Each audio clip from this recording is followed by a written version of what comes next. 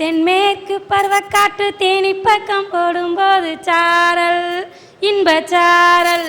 ஐயா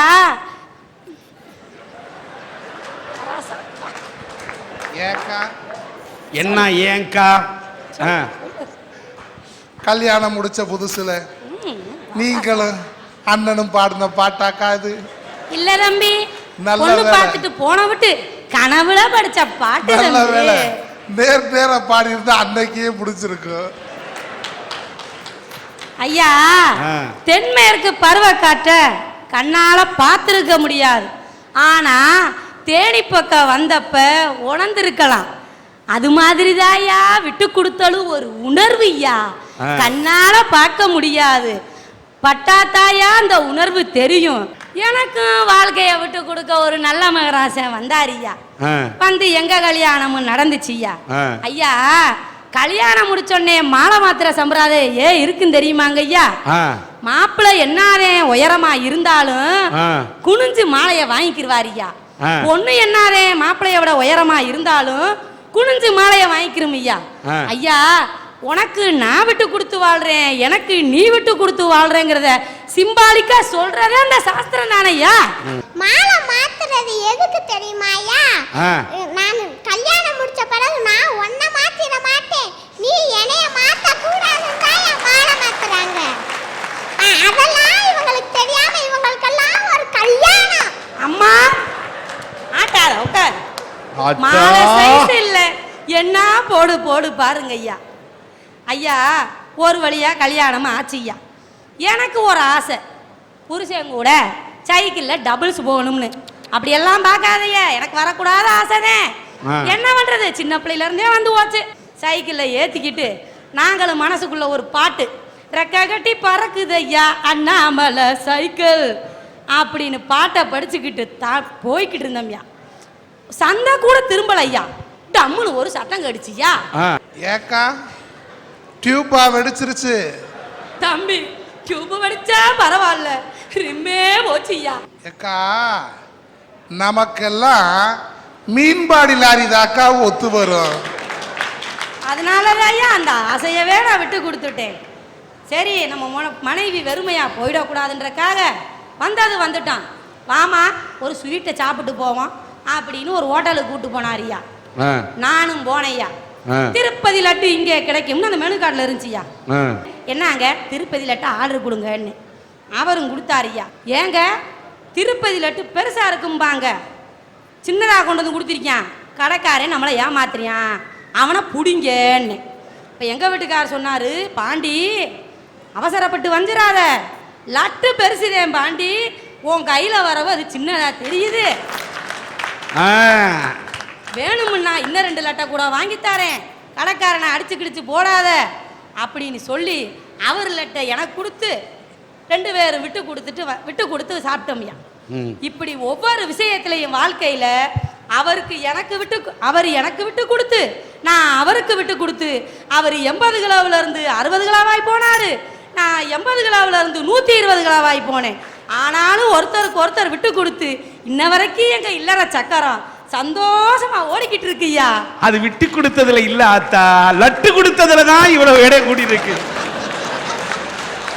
ஐயா, விட்டு கொடுத்தவர் கெட்டு போவதும் இல்லை, கெட்டு போறவர் விட்டு கொடுக்கவும் இல்லை.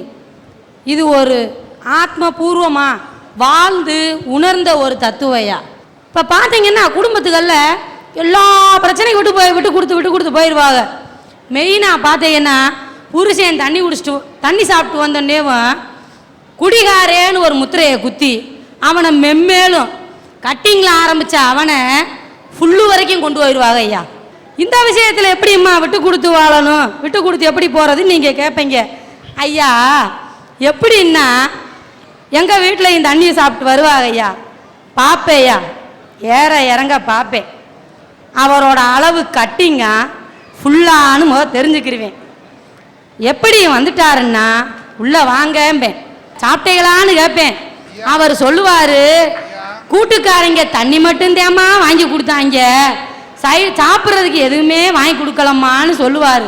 அப்போ நான் நினைப்பேன், நாசமாக போன நாதாரி பைய மக்க தண்ணியை வாங்கி கொடுக்குறீங்களே, ஒரு 4 ரோட்டு புரோட்டா வாங்கி கொடுக்க மாட்டேங்கிறீங்களாடா அப்படின்னு நினச்சிக்கிட்டு வருத்தத்தோடையே அவரை உள்ளே கூட்டு வந்து சாப்பாடு ஓடுவேயா. இதை எப்படி தீர்க்கணும் முடிவு பண்ணேயா. அவரை என்ன சொன்னேன்னா, என்னங்க அளவுக்கு மீறி குடிக்காதீங்கன்னு. அப்போ எங்கள் பக்கத்து வீட்டில் இருந்தவங்களாம் சொன்னாங்க, நீ எல்லாம் பொம்பளை தானா, குடிக்காதன்னு சொல்கிறத விட்டுப்புட்டு அளவுக்கு மீறி குடிக்காதன்னு சொல்கிற ஏன்னாங்க. நம்ம ரோசத்தை விட்டு கொடுத்தேயா, என்னோட கோபத்தை விட்டு கொடுத்தேயா, என்னோட ஆணவத்தை விட்டு கொடுத்தேயா, இவரை படிப்படியாக கொண்டு வரணும்னு முழு மூச்சா இறங்குனேயா. நான் சொன்னேன், என்னங்க வெளியே போய் சாப்பிடாதீங்க, வாங்கிட்டு வந்து வீட்டில் கூட சாப்பிடுங்கன்னு சொன்னேயா. அதுக்கு எங்கள் தெருவாளுக சொன்னாங்க, ஏம்மா வீட்டில் வச்சு சாப்பிட சொல்றியே, உனக்கு அறிவு இருக்கான்னு கேட்டாங்க. நான் சொன்னேன், கடையில் போய் குடிச்சா என் புருஷனை குடிக்கிறாருன்னு சொல்லிடுவாங்க, அதனாலதான் அவரை நான் வீட்டில் வச்சு குடிக்க சொன்னேன் அப்படின்னு சொன்னேயா. எங்கள் வீட்டுக்காரோட அளவை கொஞ்சம் கொஞ்சமாக குறைச்சு இப்போ என்ன பண்ணுறான் தெரியுமாயா, தண்ணி சாப்பிடவாமான்னு கேட்குறாரு. நான் சொல்லுவேன், சாப்பிடுங்க, அளவா சாப்பிட்டீங்கன்னா மருந்து, அளவுக்கு மீறி நீங்கள் சாப்பிட்டீங்கன்னா அது கிறுக்கு வேணுமா மருந்தா வேணுமா, அதை நீங்களே பயன்படுத்திக்கங்கன்னு சொல்லிட்டேயா. நானா ஒரு உள்ள நாளைக்கு என்னங்க கறி உளி எடுத்துருக்கோம், போய் தண்ணி இன்னி சாப்பிட்டு வாங்கன்னு சொன்னா என் வீட்டுக்காரர் சொல்கிறாரியா, நாக்கு ருசியாக சமைச்சு வச்சிருக்க, நான் சாப்பிட்டு பிள்ளைகளோட பேசிட்டு உன் பேச்ச கேட்டாலே போதை ஏறும் எனக்கு எதுக்கு அந்த காசு போட்டு வாங்குற கிறுக்கு அப்படின்னு சொல்லிட்டு இந்த 65 ரூபாயை மிச்சம் பண்ணோம்னா நம்ம வாழ்க்கை எங்கேயோ போயிடும். இது தெரியாம எவ்வளவோ பேரு காசை கொடுத்து கிறுக்க வாங்கிக்கிட்டு இருக்காங்களே அப்படின்னு அறியா. ஒருத்தருக்கு ஒருத்தர் விட்டு கொடுத்து இன்ன வரைக்கும் எங்க இல்லற சக்கரம் சந்தோஷமா ஓடிக்கிட்டு இருக்குயா. அருந்த வேண்டும் என்று அலையக்கூடிய ஆண்களுக்கு மத்தியில் திருந்த வேண்டும் என்று ஒரு கணவன்மாரை உருவாக்கிய பெண்ணே. முப்புறமும் முக்கடலும் முத்தமிடம் முத்தமிழ் நாட்டில் வண்ணத்தமிழ் வளர்ந்திட்ட வைகை மண்ணில் பிறந்து எந்த கன்னிப்பெண்ணும் படித்திராத கவிதை நான் இந்த அரட்டை அரங்கத்திலே பேச வந்திருக்கிறேன். இந்த கொடுமையை பாருங்கய்யா, இதுக்கு பேரு கவிதையா. இத சுத்தி வந்து பார்க்கவே 1.5 வருஷம் ஆகும். இத ஒரு கன்னி பெண்ணு மெனாக்கிட்டு படிக்கலையாமா. இத படிச்சா என்னையா ஆகும், அதுக்கு அவ தூக்குல தொங்கிட மாட்டாளா? ஐயா, அவ எந்த ஜென்மம் சொல்லுது பாருங்க. நீ ஜென்மம் எடுப்பதற்கு காரணமே ஒரு பெண் தான் காரணம். அந்த பெண்ணை பார்த்து ஜென்மம் என்று சொல்லுகிறாயே, என்ன நியாயம்? ஐயா, இந்த கவிதையும் படிக்கணும், இதுக்கு இந்த கவிதையை படிக்கிறதுக்கு ஒரு பொண்ணு வேணும் அப்படின்னுட்டு பொண்ணு பார்க்கறதுக்கு புரோக்கரை கூப்பிட்டுட்டு மதுரை பஸ் ஸ்டாண்டில் போய் இறங்கினீங்க. இறங்கின உடனே வயிறு சரியில்லை. என்னடா செய்ய, இந்த வயிறுங்க. அப்படியே புரோக்கரை நில்லுங்க, இந்த பாத்ரூம் வரைக்கும் போயிட்டு வரேன்னு போனேன். என்ட்ரன்ஸில் எழுதியிருந்தான் நவீன வசதியுடன். பிறந்ததுலேருந்தே அப்படித்தானையா போய்கிட்டு இருக்கோம், இதில் என்ன நவீனம்? அப்படியே திரும்பினேன், ஜென்ரேட்டர் வசதியுடன் போட்டிருந்தேன். இதுக்கு எதுக்குடா ஜென்ரேட்டர் வசதி?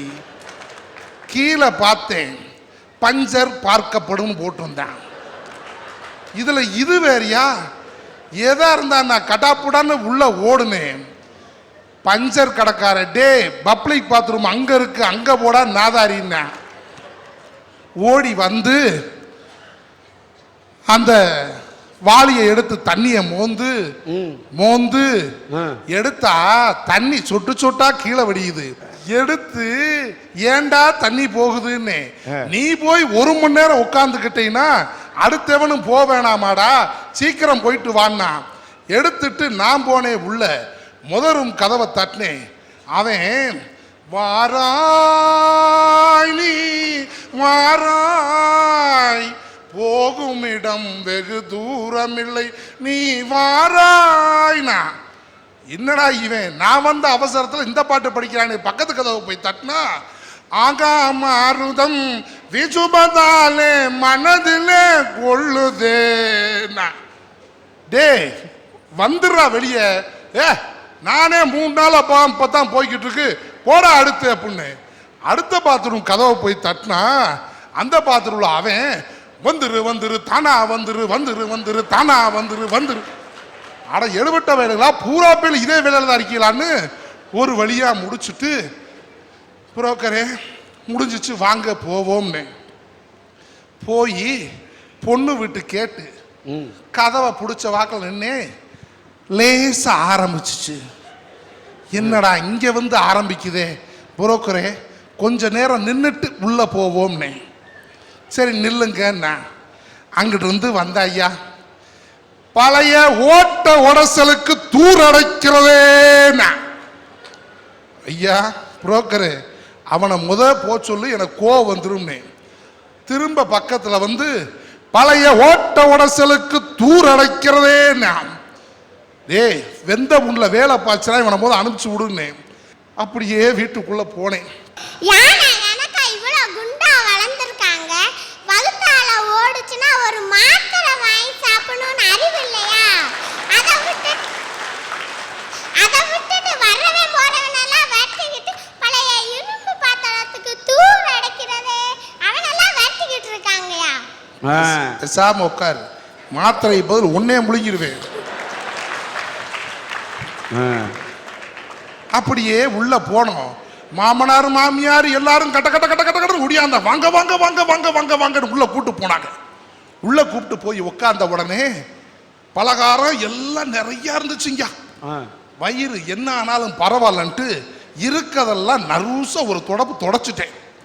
தொடச்சிட்டு காஃபியும் கொடுத்தாங்க, குடிச்சிட்டு அப்புறம் இந்த பொண்ணை வர சொல்றதுன்னு மாமனார் கேட்டாரு, மாப்பிள்ளை எங்கன்னாரு. புரோக்கர்கிட்ட ஏயா மாப்பிள்ளைன்னு நான் சொல்லவே இல்லையா? இல்லைங்க நான் தான் மாப்பிள்ளைன்னு. அவர் நீ மாப்பிள்ளையா? யோ வீட்டை விட்டு எந்திரிச்சு போய்யா அப்படின்னாரு. மாமான்னு. மாமாவா? கிளம்புடா அப்படின்னாரு. உங்க பொண்ணை உடவு வந்து என்னை பார்க்க சொல்லுங்க, பார்த்துட்டு அது வேணாம்னா போட்டும்னு. நான் பார்க்கறதுக்கே உனக்கு அனுமதி இல்லை, இதுல என் பொண்ணு வேற வந்து உன்னை பார்க்கணுமாக்கோ அப்படின்னாரு. நீ இடத்த காலி பண்ணுன்ட்டாரு. எந்திரிச்சு வெளியில வந்துட்டேங்க.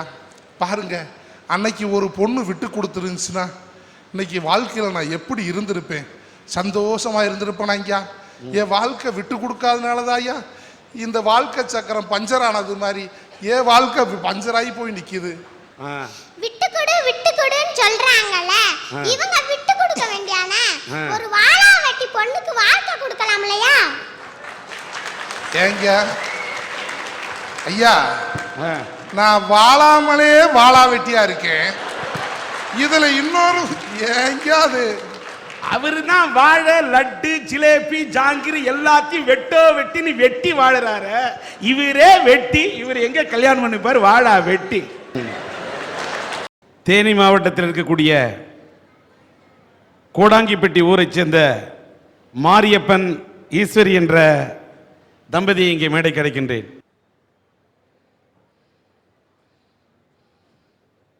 இந்த மேடையில் இருக்கக்கூடிய மாரியப்பன் இவர் ஒரு தையல் தொழிலாளி. இவரோட வாழ்க்கையில் ஒரு 10 வருஷத்துக்கு முன்னாடி ஒரு விடக்கூடாத இடி விழுந்தது. இந்த மாரியப்பன் தன்னுடைய இளம் வயதிலே தன்னுடைய நண்பர்கள் சொன்னார்கள் என்ற பேச்சை கேட்டுக்கொண்டு இவர் ஆடிய ஆட்டத்தின் காரணமாக திருமணத்துக்கு முன்னால் ஒரு தகாத உறவு வைத்துக் கொண்ட காரணத்தால் இவரை HIV எய்ட்ஸ் நோய் தொற்றிக் கொண்டது. இவருக்கு நோய் தொற்றிக் கொண்டது இவருடைய வாழ்க்கையை மட்டும் பாதிக்கவில்லை. ஒரு அப்பாவி பெண்ணுக்கு தன்னுடைய மனைவி ஈஸ்வரிக்கு அந்த நோயை பரப்பினார். இவர் வாங்கின தொல்லையை துன்பத்தை தன்னுடைய மனைவிக்கு பரப்பினார், கொடுத்தார். அவர் தன்னுடைய பெற்றெடுத்த பிள்ளைகளுக்கு குழந்தைகளுக்கு பால் கொடுத்தார். அந்த பால் மூலமாக அந்த நோய், தாய் கொடுத்த நோய் என்ற அந்த குழந்தைகளுக்கு அந்த நோய் பரவியது. 3 பிள்ளைங்களை பெற்றெடுத்தாங்க. அதில் 2 பிள்ளைங்க அந்த நோய் தாக்கியதெல்லாம் 2 பிள்ளைங்க இறந்துருச்சு. இப்போ எஞ்சி நிற்கக்கூடிய இந்த ஒரே ஒரு பையன்தான். இந்த பையன் சந்தோஷ், பேரில் தான் சந்தோஷ்னு பேர் இருக்கு. சந்தோஷத்தை இழந்துட்டு இந்த பையனும் நிற்கிறான், இந்த குடும்பமும் நிற்குது. இந்த எய்ட்ஸ் நோய் தாக்கியதற்கு பிறகும் இந்த நோய் தாக்கிவிட்டால் இறந்து விடுவோம் என்ற நிலையை மாற்றி மருந்து மாத்திரைகள் சாப்பிட்டால் வாழ முடியும் என்ற விழிப்புணர்ச்சியின் காரணமாக இன்றைக்கு வாழ்ந்து கொண்டிருக்கிறார்கள். இடையில இந்த நோய் தாக்கினப்ப முடி கொட்டி அது கொட்டி வாழ முடியாம போராடின கணவன் மனைவி 2 பேரும் இன்றைக்கு அரசு காட்டிய வழிகாட்டுதலின் பேரில் அரசு இன்றைக்கு மாத்திரை மருந்துலாம் கொடுக்குறாங்க. இன்றைக்கு இவர்கள் மருந்து மாத்திரை சாப்பிட்டால் எய்ட்ஸ் நோய் தாக்கினாலும் இந்த நாட்டிலே மனிதர்களாக வாழ முடியும் என்று வாழ்ந்து கொண்டிருக்கிறார்கள். அது மட்டுமல்ல, மற்றவர்களுக்கும் இந்த விழிப்புணர்ச்சியை ஊட்டி கொண்டிருக்கிறார்கள். ஆனால் இன்னைக்கு இந்த பையனோட நிலைமை பாருங்க. அவங்க பெற்றெடுத்த புள்ள, இன்னைக்கு அந்த பையனோட நிலைமை, இந்த பெற்றோர்களுடைய நிலை நாளைக்கு ஒன்று ஆகிவிட்டால் இந்த குழந்தையின் நிலை என்ன? இந்த நிலையிலே இந்த குடும்பம் இன்றைக்கு தத்தளித்துக் கொண்டிருக்கிறது. இந்த பையனை எப்படியாவது நல்லா படிக்க வைக்கணும், இந்த நிலையில் இவன் வாழ வேண்டும் என்று இந்த சிறுவன் துடிக்கிறான். இந்த சந்தோஷ் வாழ்க்கையில் எப்படி சந்தோஷமா வாழப் போகிறான்? இப்படி ஒரு கொடுமையான நிகழ்ச்சி எல்லாம் இந்த உலகத்தில் நடந்து கொண்டிருக்கிறது. ஒரு நாள் தான் இந்த மாரியப்பன் செய்த அந்த தவறின் காரணமாக இன்றைக்கு இவருடைய வாழ்க்கை மாறி, பாதை மாறி, இவருடைய நிலைமை மாறி இன்றைக்கு தடுமாறி கொண்டிருக்கிறார். இந்த மாறி தங்களுடைய வாழ்க்கை இப்படி ஆனாலும் தன்னுடைய பிள்ளைகளுக்காவது, இருக்கக்கூடிய 2 குழந்தைகள் இறந்துட்டாங்க, இருக்கக்கூடிய இந்த ஒரு பிள்ளைக்காவது ஒரு வழியை வாழ்க்கையை ஏற்படுத்த வேண்டும், வாழ்க்கையை ஏற்படுத்தி தர வேண்டும், இந்த மகனுக்கு ஏதாவது வழிகாட்ட வேண்டும் என்பதை இந்த அரட்டை அரங்கத்தை கண்ணுட்டு கொண்டிருக்கக்கூடிய இந்த சன் டிவியின் அரட்டை அரங்கத்தின் நேயர்களுக்கு முன்னால் இதை கோரிக்கையாக வைக்கின்றோம். இந்த அரட்டை அரங்கத்தை பார்க்கக்கூடிய நல்ல நெஞ்சம் படைத்தவர்கள், மனித நேயம் படைத்தவர்கள் இவருடைய வாழ்க்கையில் ஒரு ஒளியேற்றி வைக்க வேண்டும் என்பதை இங்கே கோரிக்கையாக வைக்கின்றோம். எங்க வீட்டுக்கார் எனக்கு மாமா தான் வேணும், சொந்த அக்கா பொண்ணத்தான் என் கல்யாணம் பண்ணியிருக்காங்க. இருந்தாலும் அவரை ஏன் நான் புரிஞ்சு வாழ்கிறேன். இப்போ அவர் புரிஞ்சுக்கிட்டேன், இப்படி எய்ட்ஸ் வந்துருச்சே, நம்ம இறப்பத்தான் நம்மளுக்கு முடியும்னு சொல்லி நினைக்கலையா. ஏதோ ஒரு தவறான வழியில் அவரை வாங்கிட்டு வந்துட்டாரு. திரும்ப நம்ம அவரை ரொம்ப நம்ம காயப்படுத்தக்கூடாது. அவர் ரொம்ப 10 நாள் தான் சொல்லிட்டாங்க டாக்டரே, இவர் ஒரு 10 நாளைக்கு தான் இருப்பார், அதுக்கு பிறகு இறந்துருவார், இவருக்கு நல்லது போலதை வாங்கி கொடுங்க அப்படின்ட்டாரு. இந்த நோயினே தெரியாமல் அவருக்கு நாங்கள் 4 லட்சம் ரூபாய் இந்த 10 வருஷத்துக்கு முன்னாடி நாங்கள் செலவு பண்ணிட்டோம்யா. இருந்தாலும் என்னோட நகை நட்டு என்னோட எல்லாமே நான் செலவு, நான் ரொம்ப பொருளாதாரத்திலும் சரி உற்றார் உறவினரும் சரி என்னை ரொம்ப ஒதுக்கி வச்சாங்க. ஏன் நம்ம மற்றவங்கள மாதிரி வாழ முடியாது அப்படின்னு என்னோட தன்னம்பிக்கை, என்னோட முயற்சி, என்னோட இதெல்லாம் இருக்க போய் தான் என்னோட கணவரை இந்த அரட்டை அரங்க மேடையிலேருந்து உங்களுக்கு எல்லாத்துக்கும் நான் இப்படி எங்களோட முகத்தெல்லாம் நான் வெளியே காட்டிகிட்டு இருக்கேன். தயவு செய்து இன்ன வர இளைஞர்கள் இளைஞர்கள் இந்த ஒரு 10 நிமிஷம் 5 நிமிஷம் சுகத்துக்காண்டி இந்த மாதிரிலாம் நீங்கள் பண்ணிடக்கூடாது. நம்ம தான் அப்படி பாதிக்கப்பட்டோம், நம்மள மாதிரி இருக்கிறவங்களும் இந்த மாதிரி சூசைட் பண்ணிக்கிறாங்க, குழந்தையில விட்டு இறந்து போயிடுறாங்க, விடோஸ்கள் எவ்வளவோ கஷ்டப்படுறாங்க. இப்போ பெற்றோர் குழந்தையில விட்டு போட்டு 2-3 குழந்தையில விட்டுட்டு இறந்துடுறாங்க, அவங்களா அனாதை ஹாஸ்டல்லாம் இருக்காங்க. அந்த மாதிரிலாம் இருக்கக்கூடாது. இங்கே பேசக்கூடிய இந்த ஈஸ்வரி பஞ்சாயத்து போர்டு கவுன்சிலர் அந்த மாதிரி இருக்கிறாங்க. இன்றைக்கு மருந்து மாத்திரையால் வாழ முடியும், வாழ்ந்து காட்ட முடியும் என்ற ஒரு முன்னுதாரணமாக வாழ்ந்து கொண்டிருக்கிறார்கள். ஏதோ அறியாமல் இந்த 10 ஆண்டுக்கு முன்னாடி நண்பர்களின் தூண்டுதலின் பேரில் சவளத்தனத்துக்கு நான் ஆளாயினேன். அந்த சவளத்தனத்துக்கு ஒவ்வொரு இளைஞரும் ஒவ்வொரு இளைஞிகளும் எந்த காரணத்தினாலும் அந்த சவளத்தனத்துக்கு ஆளாயிடக்கூடாது. அந்த சவளத்தனத்தை ஆளாயினால் என்னுடைய வாழ்க்கை துன்பமும் ஏகப்பட்ட நஷ்டமும் ஏகப்பட்ட வாழ்க்கையே பொருளாதாரத்தில் எல்லாமே இழந்து சம உரிமை அந்தஸ்து கிடைக்காம நான் ரொம்ப தட்டுக்கட்டிய நிலைமையில் இருக்கேன்.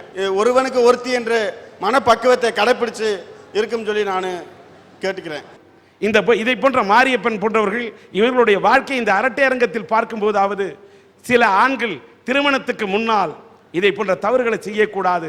தாரத்தின் உறவு மட்டும்தான் சுகத்தை கொடுக்கும், தகாத உறவு எய்ட்ஸைத்தான் கொடுக்கும் என்பதை ஆண்மகள் ஒவ்வொரு ஆண்களும் உணர வேண்டும் என்பதை இந்த அரட்டை அரங்கத்தின் மூலம் எடுத்துச் சொல்வது என் கடமையாகும் என்று சொல்கிறேன்.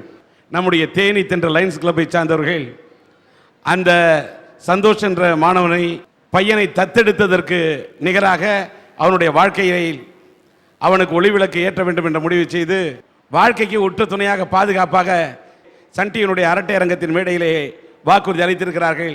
அவர்களுடைய மனித நேய உணர்வை இன்றைக்கு தென்றலாக வீசக்கூடிய அவர்களுடைய உள்ளத்தை உணர்வை நாங்கள் மதிக்கிறோம், பாராட்டுகிறோம் என்பதை இந்த மேடையில் தெரிவித்துக் கொள்கின்றேன். எங்களோட மனமார்ந்த நன்றியை தெரிவித்துக் கொள்கின்றோம்.